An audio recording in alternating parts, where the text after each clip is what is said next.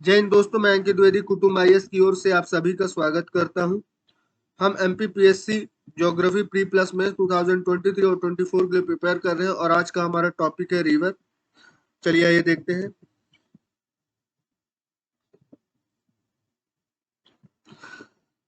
Previous lecture में हमने पर्वत, पठार, मैदान और नदी के कुछ टॉपिक कवर कर लिए हैं। उसी को आज हम कंटिन्यू करेंगे। तो हमने देखा कि नदियां किस प्रकार की होती है, नदियां होती क्या है, नदियां के कितने प्रकार होते हैं, सदा नीरा और बरसाती नदियां क्या होते हैं। थोड़ा सा इसको एक बार और देख लेते हैं।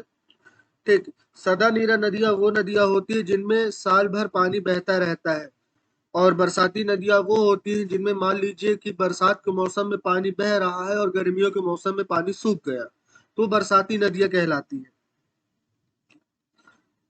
हमने नदी के संबंध में जाना कि नदी से मनुष्य का क्या संबंध है, नदी कैसे सभ्यताओं को जन्म देती है और उसका लालन पालन भी करती है, नदियों को क्यों देवी के रूप में पूजा जाता है, और क्यों महानगर जो होते हैं बड़े बड़े वो नदियों के किनारे बसते हैं।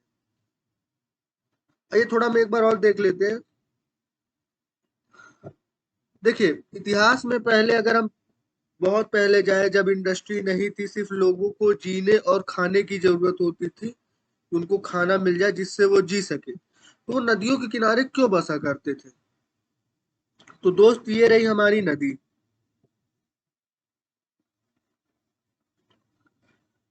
अब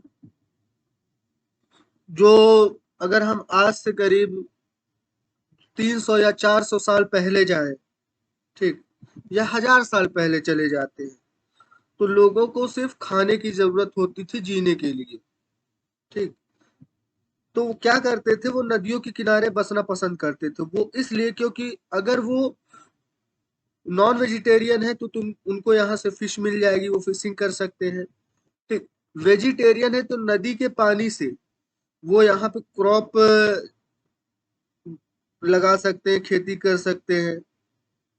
और फिर अगर हम वर्तमान समय में बात करें तो अब क्या होती है, इंडस्ट्री होती है। ठीक। कंपनी यानी काम, यानी रोजगार, यानी पैसा, यानी खाना, सभी चीजें एक दूसरे से जुड़ी हुई हैं। तो मान लीजिए हम यहाँ पे कंपनी लगाते हैं, कोई भी कंपनी के लिए पानी की आवश्यकता होती ही है। तो नदियों के किनारे, कंपनी नदी के किनारे अगर कंपनी लगेगी तो उसको पानी मिल जाएगा। ठीक। और 4 लोग यहाँ पे काम करने के लिए आएंगे, फिर उन 4 लोगों के परिवार बसने लगेंगे यहाँ पे, फिर उन लोगों के रिश्तेदार भी आ जाएंगे। तो इसी तरह एक महानगर का निर्माण होने लगेगा नदी के किनारे। अगर हम वर्तमान समय में देखें तो ऐसे बहुत सारे महानगर हैं जो नदियों के किनारे ही बसे हैं, जैसे कि दिल्ली, ठीक, और इलाहाबाद, वाराणसी, कानपुर, आगरा, ये सारे महानगर अगर हम देखें तो नदियों के किनारे ही बसे हुए हैं। जबलपुर।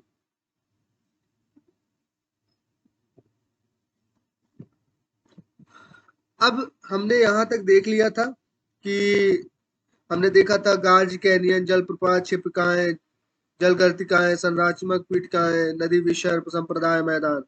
आज हम यहाँ तक के टॉपिक को कवर करने वाले हैं। आइए देखते हैं, गार्ज तथा कैनियन क्या होते हैं। गार्ज तथा कैनियन दोनों ही वी आकार की घाटियों के रूप में होते हैं, जिनमें किनारे की दीवार अत्यंत खड़े ढाल वाली होती है तथा चौड़ाई की अपेक्षा गहराई बहुत अधिक होती है। जब नदियां कठोर चट्टानों को काटती हैं तो निर्मित गहरी घाटी गार्ज, तथा जब मुलायम चट्टानों को काटती हैं तो निर्मित गहरी घाटी को कैनियन कहते हैं। तो दोस्त, इसमें सिर्फ एक बेसिक डिफरेंस अगर हम देखें, तो अगर वो कठोर चट्टान को काटती है नदी तो वो गार्ज कहलाएगा, और जब मुलायम चट्टान को काटेगी तो कैनियन कहलाएगा। गार्ज का स्ट्रक्चर कुछ इस प्रकार से होता है, वो कुछ यू शेप की होती है नीचे से, और कैनियन वी शेप की होती है, ये कुछ इस प्रकार, और गार्ज कुछ इस प्रकार होता है। ठीक। आइए देखते हैं।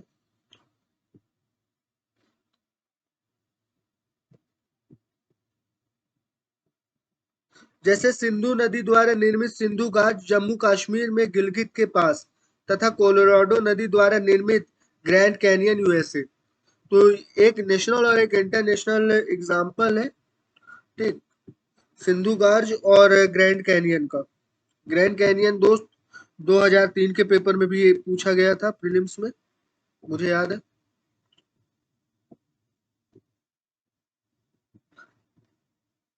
जलप्रपात क्या होता है, यानी वाटरफॉल, ठीक। जब नदियां अधिक ऊंचाई से खड़े ढाल के ऊपरी भाग से नीचे की ओर गिरती हैं तो जलप्रपात का निर्माण लेता है। इनमें कठोर एवं मुलायम चट्टान क्षैतिज व्यवस्थित होती हैं। उदाहरण भारत भारत में सारावती नदी पर निर्मित जोंग जलप्रपात कर्नाटका। तो दोस्त आपको इमेज में दिख रहा होगा कुछ इस प्रकार के जलप्रपात होते हैं, ठीक है। यहां से जल गिरता है खड़े ढाल के सहारे,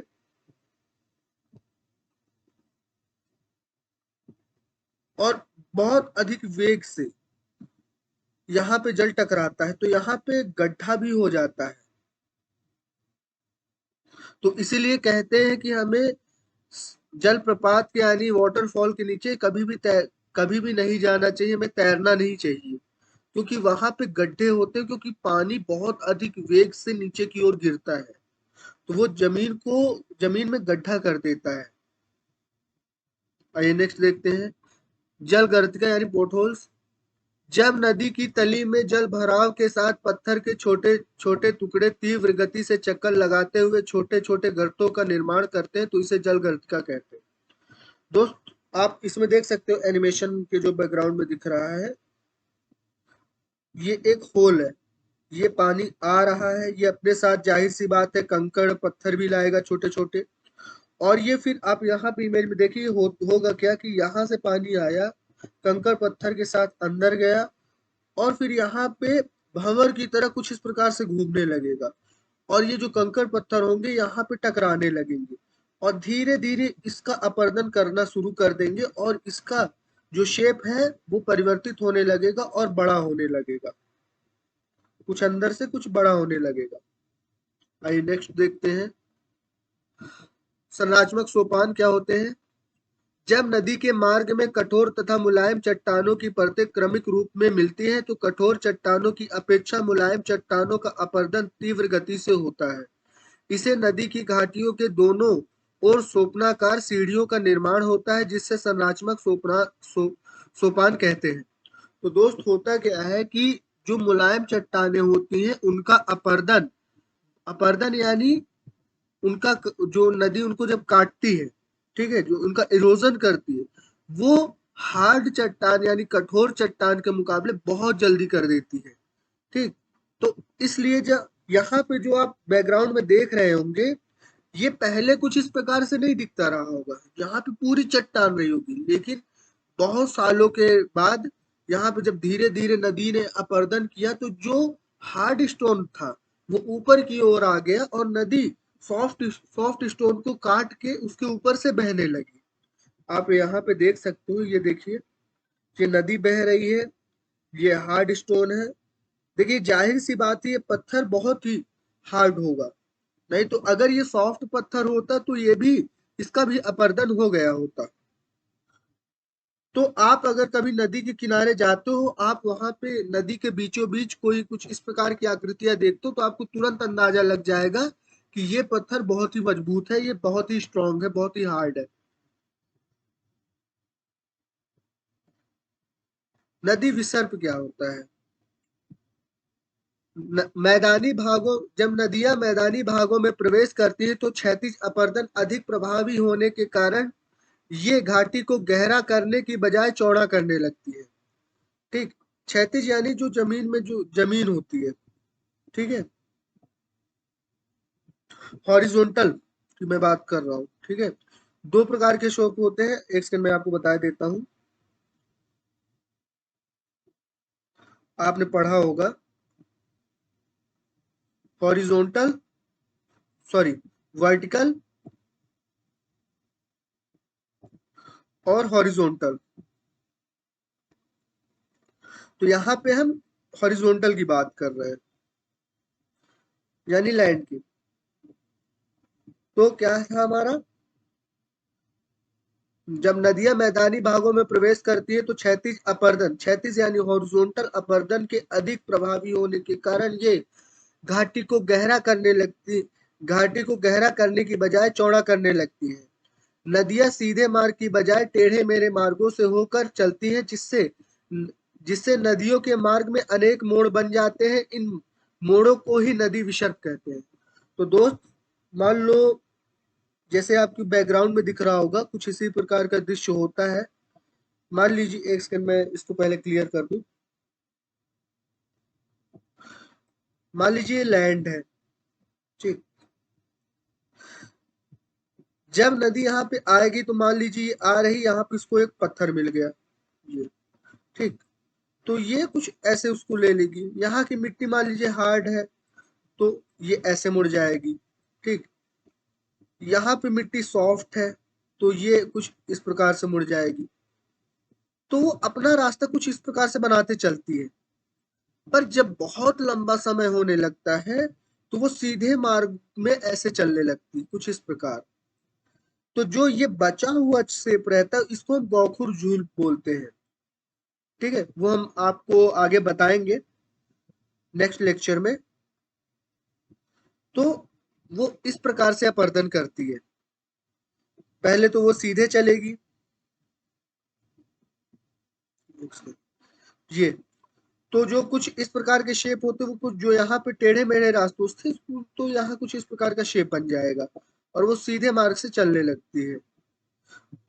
क्योंकि बहुत समय बाद वो हार्ड स्टोन का भी अपरदन कर देती है, तुरंत नहीं पर थोड़े समय बाद। अब संप्रदाय मैदान क्या होते हैं? जब नदियां अपनी अंतिम अवस्था में पहुंचती है तो क्षैतिज अपरदन तथा निक्षेपण दोनों के मिलने से संप्रदाय मैदान का निर्माण होता है। देखिए, क्षैतिज अपरदन यानी हॉरिजॉन्टल इरोजन, ठीक। और निक्षेपण यानी जो मलबा, ठीक, वो जो मलबा डिपॉजिट करती है उसकी बात हो रही है। डिपोजिशन को निक्षेपण कहते हैं। क्योंकि हिंदी में हमें कभी कभी कंफ्यूजन हो जाता है, तो हमें थोड़ा सा वर्डों की मीनिंग पता होनी चाहिए कि अपरदन का मतलब क्या होता है, ठीक, निक्षेपण का मतलब क्या होता है। तो कुछ ऐसे शब्द है कि ज्यादातर हमें हिंदी के शब्दों का मतलब पता होता है, पर कुछ शब्द ऐसे होते हैं जिनका मतलब नहीं पता होता। तो होता क्या है दोस्त, कि जब नदी आती है, ठीक है, तो अपने साथ बहुत सारा मलबा लेके आती है, तो कुछ इस प्रकार यहाँ पे उसका निक्षेपण कर देती है। तो एक अलग से मैदान दिखने लगता है, जिसे हम संप्रदाय मैदान कहते हैं। तो दोस्त, मैं आपके लिए एक अपडेट देना चाहता हूँ। बहुत ही जल्दी हमारा कुटुंब ISGS रिसर्च की वीडियोस आने वाली है। उसमें हम आपके न्यूज फील्ड से रिलेट, जैसे इंटरनेशनल हो गया, साइंस हो गया, डिफेंस हो गया, पॉलिटिक्स हो गया और नेशनल हो गया, इन सब टॉपिक को रिसर्च करके आपके सामने प्रस्तुत करेंगे। फॉर एग्जाम्पल, अगर हम ले लें पेट्रोल की कीमतें, तो जब से लेटेस्ट गवर्नमेंट आई है तो पेट्रोल की कीमतें क्यों बढ़ी हैं, तो ये सारे जो लेक्चर्स होंगे, ये सारे जो वीडियोस होंगे, वो रिसर्च बेस होंगे। ये आपको एग्जाम देने में भी हेल्प करेगा, क्योंकि कोई भी चीज की आपके पास पर्टिकुलर रिसर्च होगी। ओके, तो आप चैनल को लाइक कर लीजिए, सब्सक्राइब कर लीजिए। और अगर आपको अपडेट चाहिए, जैसे कि हमारी नेक्स्ट वीडियो में क्या है, हमसे बात करनी है, आपको कुछ डाउट हो रहा है, तो आप हमारी इंस्टाग्राम ID को भी ज्वाइन कर सकते हो। और आपको अगर नोट्स चाहिए तो आप हमारे टेलीग्राम चैनल को भी ज्वाइन कर सकते हो। दोनों का लिंक डिस्क्रिप्शन में आपको मिल जाएगा। तो thank you so much guys, please like and subscribe. मिलते हैं हम नेक्स्ट लेक्चर में।